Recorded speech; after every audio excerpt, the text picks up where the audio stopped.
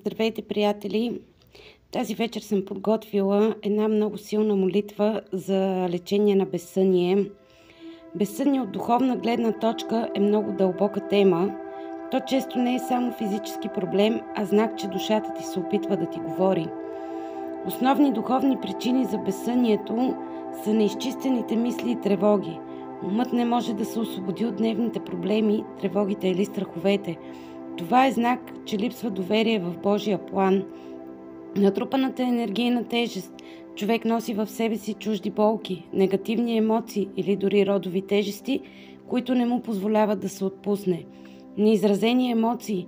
Душата плаче отвътре, защото има потисната болка, гняв или скръб. Несъответствие между пътят и мисията на човека. Безсънието често идва, когато човек върви в различна посока от тази, за която е създаден. Душата буквално буди човека, за да потърси истинския си път. Духовно пробуждане. При някои хора безсънието е знак, че преминават през по-високи нива на осъзнаване. Те усещат прилив на енергия и духът им не позволява сън, докато не приемат новото познание. Символика. Ако човек не може да заспи, умът е пленен от страхове и липса на доверие. Ако човек се буди между 3 часа и 5 часа сутринта, според духовната традиция това е времето на душата, когато Бог и ангелите се опитват да дадат послание. Ако сънят е неспокоен и пълен с кошмари, подсъзнанието чисти травми и тежести, които човек трябва да види и да излекува. От духовна гледна точка, лекът за безсънието е в молитвата преди сън, освобождаване на мислите, прошка на себе си и на другите, предаване на тревогите в Божиите ръце. Нека сега започнем с молитвата. Молитва за лек сън и духовен мир. Господи, в Твоите ръце оставям днешния ден.